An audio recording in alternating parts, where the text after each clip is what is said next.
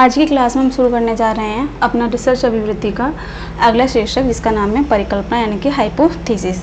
परीक्षा के दृष्टिकोण से ये महत्वपूर्ण शीर्षक है क्योंकि ये यूजीसी नेट में अलग से सिलेबस में लगा हुआ है ना। तो इस पर संक्षेप में क्या है हम चर्चा करेंगे। तो परिकल्पना का अर्थ क्या है, पहले इसको समझते हैं। तो परिकल्पना दो शब्दों परि अर्थात चारों ओर से, जिसका क्या अर्थ है, परि का अर्थ होता है चारों ओर से, तथा कल्पना का अर्थ है चिंतन से। ठीक है, तो ये क्या है, शोध समस्या से संबंधित है, समस्त संभावित समाधानों पर विचार करता है। जो परिकल्पना है वो जो समस्या, जो शोध समस्या है उसमें पे जो हम समाधान सोचते हैं, जिस पर हम कल्पना करते हैं कि हमने शोध समस्या ली है तो उस पर ये कार्य हो सकता है या ये समाधान हो सकता है, इस समस्या का समाधान ये निकल सकता है। तो ये क्या होती है, हमारी पूर्व धारणाएं तो होती है ना, तो हमारे पूर्वाग्रह ही तो होते हैं, तो उसको हम क्या नाम देते हैं, परिकल्पना कहते हैं। इस शब्द का अर्थ उपकथन से है, यानी कि पूर्व में जो कथन कहा जाए। उपकथन क्या है, पूर्व में जो कथन कहा जाए। तो जो पूर्व कथन इसे कह सकते हैं, जो किसी समस्या के समाधान की अवधारणा को प्रस्तुत करता है। ठीक है, तो अब हम इसको विद्वानों के परिभाषा समझेंगे। तो करलिंगन ने परिकल्पना की क्या परिभाषा दी है, देखते हैं। परिकल्पना दो या दो से अधिक चरों के मध्य संबंधों का कथन है। अब देखिए, इन्होंने नया दृष्टिकोण दिया है कि इन्होंने ये कहा है कि जो परिकल्पना है वो दो या दो से अधिक चरों के मध्य संबंधों का कथन है, यानी कि जो परिकल्पना है वो दो चरों के मध्य के संबंध की व्याख्या करता है ना। अगर हम गुडे और हार्ट के अनुसार परिकल्पना को देखें तो इन्होंने परिकल्पना भविष्योन्मुखी होती है।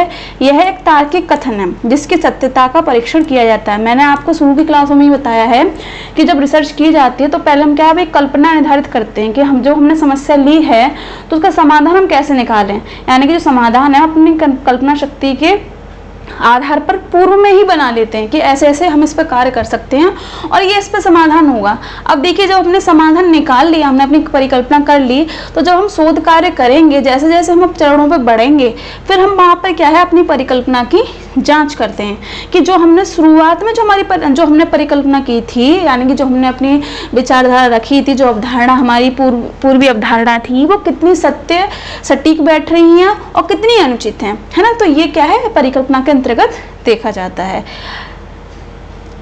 परिकल्पना वस्तुतः एक तार्किक कथन, वाक्य पूर्ण विचार या पूर्वधारणा, जैसे मैंने बताया एक तार्किक कथन है ना। यानी कल्पना शक्ति, जब हम कल्पना करेंगे तो जाहिर सी बात है, जब कल्पना किसके आधार पर होती है, चिंतन शक्ति के आधार पर। जब चिंतन होगा तार्किकता को तो रहेगी। पर कभी कभी क्या होता है, जब हम कल्पना करते हैं तो हम व्यक्तिक हो जाते हैं, इसी की तो जांच की जाती है शोध में, है ना।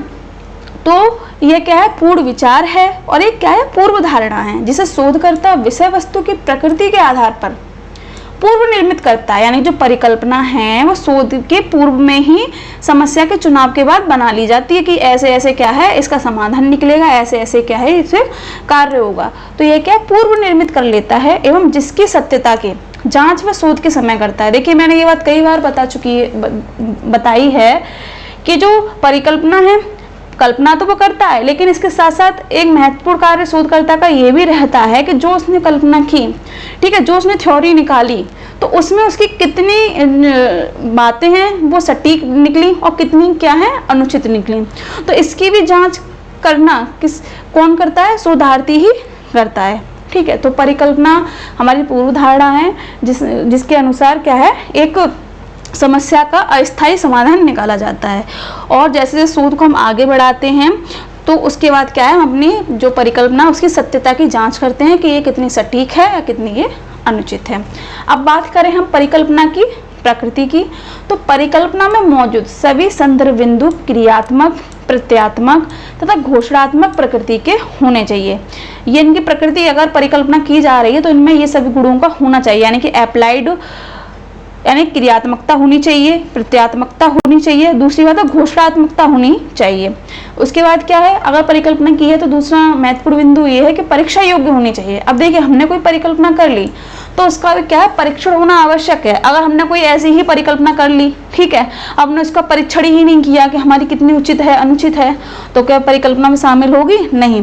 परिकल्पना में पूर्व धारणा शामिल है, साथ साथ उसकी जांच भी शामिल है, ये बात याद रखेंगे। तीसरे बिंदु को चलते हैं, वैज्ञानिक शोध को बढ़ावा देने में सहायक होनी चाहिए। महत्वपूर्ण बिंदु की वैज्ञानिक विधि से अगर कार्य किया जाएगा तो शोध वाकई में अच्छी होगी, क्योंकि बिना वैज्ञानिक क्रिया विधि के कोई कार्य संपूर्ण रूप में हो ही नहीं सकता।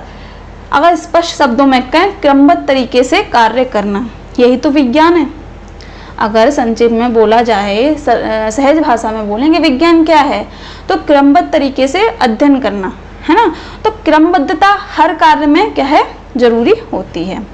अगले बिंदु पे देखें कि सभी शोध प्रश्नों का स्पष्ट उत्तर देने में सक्षम हो। और देखिए परिकल्पना कैसी हो, अगर शोधार्थी परिकल्पना कर रहा है तो परिकल्पना देखिए तार्किक होनी चाहिए, और सबसे बड़ी बात है कि सहज और स्पष्ट होनी चाहिए। ये नहीं कि वो क्या है दूसरों के आधार पर की गई हो, दूसरों ने कोई विचार या अवधारणा दी थी तो उसी के आधार पर वो तय करे कि ऐसे होगा ऐसे होगा, नहीं। इसमें क्या है, स्वयं के विवेक को महत्व दिया गया है। ठीक है, अब हम देखते हैं कि जो परिकल्पना होती है वो कितने प्रकार की होती है। तो जो परिकल्पना होती है वो आपके 3 प्रकार की होती है।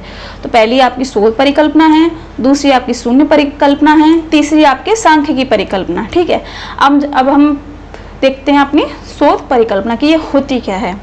तो यह परिकल्पना करके सीखने के सिद्धांत पर आधारित है। जो शोध परिकल्पना, जैसे शब्द से ही पता चलता है, रिसर्च हाइपोथेसिस, यानी कि ये प्रैक्टिकल चीज़ों पर आधारित है, प्रयोगात्मक चीज़ों पर आधारित है। यह परिकल्पना करके सीखने के सिद्धांत पर आधारित है ना। इसमें प्रैक्टिकल चीज़ें की जाती हैं। अब तो इसके भी 2 रूप देखने को मिलते हैं, दिशात्मक परिकल्पना और अधिशात्मक परिकल्पना। परीक्षा के दृष्टिकोण से इतना ही महत्वपूर्ण है कि शोध परिकल्पना होती क्या है। तो शोध परिकल्पना क्या होती है, ये करके सीखने के सिद्धांत पर आधारित होती है, यानी कि प्रैक्टिकल प्रयोगात्मक रूप में ये आधारित होती है। ठीक, और इसे क्या है, कार्यात्मक परिकल्पना के रूप में भी जाना जाता है। ये भी ध्यान रखेंगे अगर पूछ लिया जाए कि कार्यात्मक परिकल्पना कौन से रूप को कहते हैं, शोध परिकल्पना को कहते हैं, शून्य परिकल्पना को कहते हैं, सांख्यिकी परिकल्पना को कहते हैं। तो किसे कहते हैं, शोध परिकल्पना को। ठीक है, अब हम देखते हैं शून्य परिकल्पना क्या है। तो इस परिकल्पना को शून्य या अप्रमाणित या अशुद्ध परिकल्पना भी कहा जाता है। यह नकारात्मक परिकल्पना के रूप में भी जानी जाती है, क्योंकि यह परिकल्पना यह मानकर चलती है कि 2 चरों के बीच कोई संबंध नहीं है, अर्थात 2 समूहों में किसी विशेष चर के आधार पर कोई अंतर नहीं है। इस परिकल्पना का उपयोग केवल सांख्यिकी की सार्थकता के परीक्षण हेतु किया जाता है। अब देखिए इसमें क्या कहा गया है, जो हमारी शून्य परिकल्पना है, तो ये शून्य परिकल्पना कौन सी परिकल्पना, ऐसे नल हाइपोथेसिस भी कहा जाता है। तो इसमें क्या है, ये क्या मान के चलती है, जो हम परिकल्पना कर रहे हैं वो नकारात्मकता की ओर जा रही है। देखिए जब हम कोई कार्य करने जाते हैं तो हमारे मन में 2 विचार चलते हैं, एक तो होता है अच्छा विचार, दूसरा होता है नकारात्मक। एक तो होता है सकारात्मकता की तरफ जाता है, दूसरा क्या है कि नहीं ये नहीं होगा, है ना। तो ये जो हमारी शून्य परिकल्पना है वो नकारात्मक परिकल्पना को प्रदर्शित करती है, और हमेशा क्या होता है, ये परिकल्पना गलत साबित होती है। ठीक है, जैसा कि बताया गया है कि अप्रमाणित और अशुद्ध परिकल्पना कही जाती है, और इसीलिए से शून्य परिकल्पना कहते हैं। ठीक है, लेकिन अब ये कहेंगे इसका महत्व क्यों है, कि महत्व तो है क्योंकि अगर हम शोध परिकल्पना को देखें तो शोध का अपना अलग महत्व है, ये प्रैक्टिकल चीजें हैं, अब इसमें करके इन्होंने सीखी हैं। ठीक है, तो भाई शून्य परिकल्पना जब होती है तो विचारों की दृष्टि से देखें ये भी महत्वपूर्ण है, क्योंकि दोनों भाव हमारे एक साथ आ रहे हैं ना, तो इसीलिए शून्य परिकल्पना का भी अपना एक महत्व होता है। अब चलते हैं अपने सांख्यिकी परिकल्पना की तरफ। तो सांख्यिकी परिकल्पना क्या है, तो इसके बारे में जाने कि जब शोध परिकल्पना या शून्य परिकल्पना को सांख्यिकी पदों में प्रदर्शित किया जाता है तो उस विधि को सांख्यिकी परिकल्पना कहा जाता है। अब देखिए सांख्यिकी परिकल्पना पर पहुंचने के लिए इन दोनों परिकल्पना को होना आवश्यक है। ठीक है, कि आपकी पहले शोध परिकल्पना हो गई आपकी, यानी कि करके सीखा, फिर आपकी शून्य परिकल्पना, जो जो आपने परिकल्पनाएं की थी उनका अनुचित निकलना। ठीक है, उसके बाद क्या सांख्यिकी परिकल्पना आती है। तो इसमें क्या कहा गया है कि शोध परिकल्पना शून्य परिकल्पना को सांख्यिकी पदों में प्रदर्शित करती है। जो हमारी शोध परिकल्पना थी और शून्य परिकल्पना थी उसको प्रदर्शित किस में करती है, संख्याओं में करती है। कैसे करती है, जैसे ये लिखा है H1 HO XA XV, इस रूप में ये प्रदर्शित करती है, इसीलिए क्या है सांख्यिकी परिकल्पना कहते हैं। ठीक है, हम बात करते हैं परिकल्पना की विशेषताओं की, कि एक अच्छी परिकल्पना की विशेषता क्या है। तो पहली बात स्पष्टता, जैसे मैंने आपको बताया कि जो परिकल्पना है, अच्छी परिकल्पना वो होती है जिसमें स्पष्टता और सहजता होती है। ठीक है, और दूसरी बात क्या है, परिवर्तनशीलता, यानी कि लचीली भी होनी चाहिए परिकल्पना।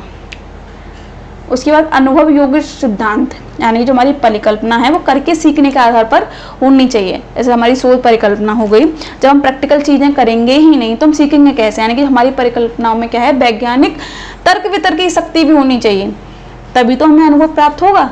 जब हम कोई चीज देखेंगे, उसको करेंगे, तभी तो हमें पता होगा कि अच्छा ये चीज करने से ये होता है, ये चीज करने से ये होता है। तो वो बात यहाँ पे कही गई है। दूसरी क्या है, विशिष्टता, यानी कि जो हमारी परिकल्पना है वो सामान्य से विशेष की ओर जाए। कैसी हो, सामान्य से विशेष की ओर जाए। सामान्य ज्ञान तो सबको पता होता है कि व्यवहारिक ज्ञान क्या है, पर जो विशिष्टता की ओर ले जाए। कल्पना शक्ति का महत्व कब बढ़ता है, जब हमारी सोच धरातल से उठकर समग्र में फैलती है, तो वही तो विशिष्टता को दर्शाती है। तो इस पे क्या है, यही बात कही गई है। उपलब्ध प्रविधियों से संबंध, अब देखिए परिकल्पना कैसी होनी चाहिए। अब ये भी नहीं कि परिकल्पना हम कर रहे हैं तो मन मर्जी से कर रहे हैं, नहीं, उसमें सारी आपकी वैज्ञानिक विधियां, शोध की प्रविधियां शामिल होनी चाहिए, तभी, और उनमें क्या है, संबंध स्थापित हो। हमारी जो परिकल्पना है वो शोध की विधियों से और अपनी वैज्ञानिक विधियों से क्या है, तालमेल स्थापित करती हूँ, तो क्या है, हमारी परिकल्पना अच्छी बनेगी। सिद्धांतों से संबंध स्थापित करना, वही बात आ गई कि सैद्धांतिक हो। जो हम जैसे हमने कोई सिद्धांत पढ़ा, ठीक है, उसी के अनुरूप हम अपनी परिकल्पना बना रहे हैं कि हमारी समस्या में ये सिद्धांत कार्य कर सकता है, तो ये क्या हमारा मिलता जुलता रूप हो गया सिद्धांतों के साथ। तो ये भी एक विशेषता हमारी परिकल्पना में होनी चाहिए। दूसरी क्या है, वैज्ञानिक वस्तुनिष्ठता, महत्वपूर्ण बिंदु है कि बिना वैज्ञानिकता के कोई कार्य हो ही नहीं सकता। जैसे मैंने बताया, क्रमबद्ध तरीके से कार्य करना ही विज्ञान कहलाता है ना। तो दूसरा क्या है, वस्तुनिष्ठता, यानी तटस्थता होनी चाहिए।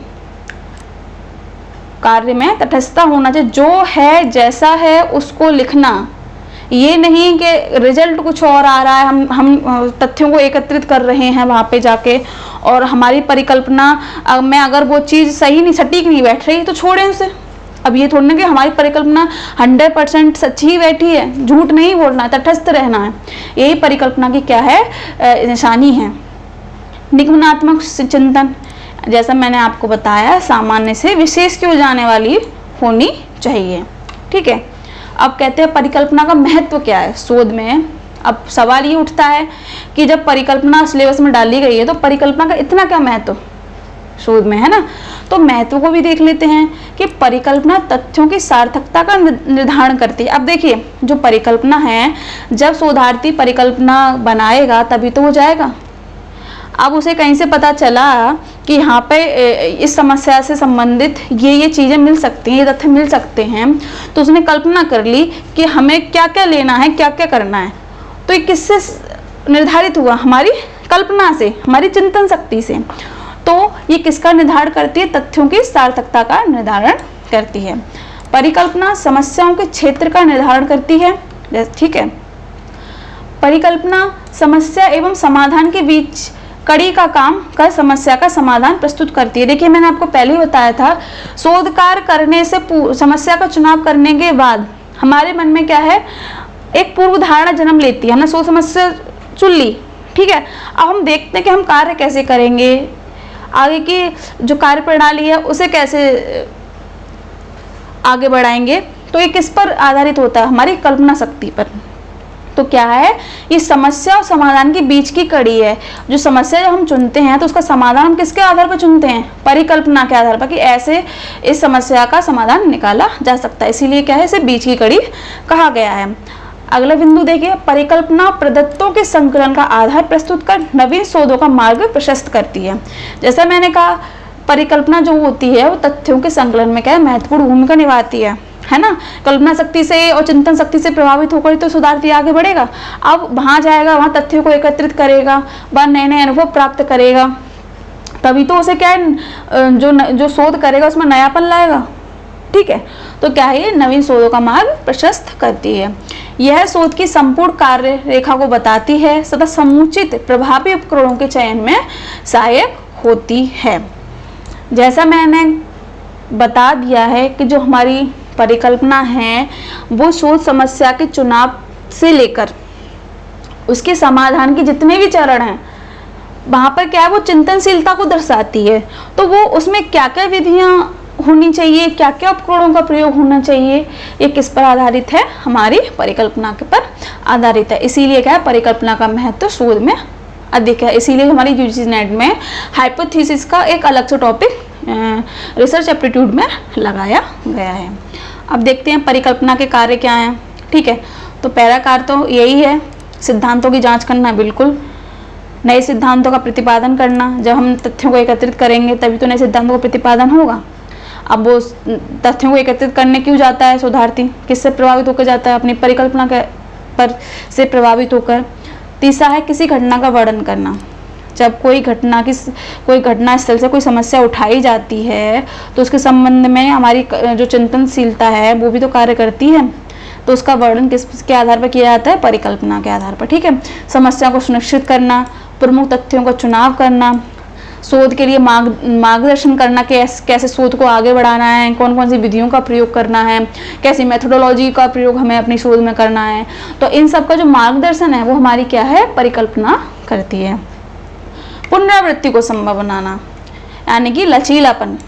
ठीक है, तो ये लचीलापन हमारी जो अगर परिकल्पना हमारी लचीली होगी, जैसे अगर हमने कोई अपनी परिकल्पना में कार्य किया कि हमें इस क्षेत्र में जाकर इन तथ्यों को एकत्रित करना है, ठीक है, लेकिन थोड़ी दूर जाके ये पता चला कि वहाँ पर ये तथ्य से अलग दूसरे क्षेत्र में इससे बेहतर तथ्य मिल रहे हैं, तो इसका मतलब ये तो नहीं कि हम मन बना कर तो ये आए थे कि हम यहीं से उठाएंगे चीज़ें, नहीं, थोड़ा उसमें क्या है, लचीलापन होना चाहिए। तो वहाँ से हम हटकर हम क्या दूसरी जगह भी जा सकते हैं। तो क्या है, पुनरावृत्ति को संभव बनाना, निष्कर्ष निकालने में सहायता। दूसरी बात यह है कि जब हम पूरा कार्य कर लेते हैं तो ये शोध का एक निष्कर्ष निकालती है, प्रारूप का पूरा एक निचोड़ निकालती है। तो इसका कार्य कौन करता है, परिकल्पना ही तो करती है। तो आज की जो क्लास है उसमें क्या है, हमने परिकल्पना के ऊपर चर्चा की। इसमें हमने परिकल्पना के अर्थ को, उनकी परिभाषाओं को और उनकी प्रकृति को, इसके साथ साथ परिकल्पना के प्रकारों के बारे में चर्चा की। इसके साथ हमने इसकी विशेषताओं और इसके महत्व पर भी चर्चा की, साथ ही हमने इसके कार्य पर भी चर्चा की। तो मिलते हैं अपनी अगली क्लास में एक नए शीर्षक के साथ, तब तक के लिए धन्यवाद।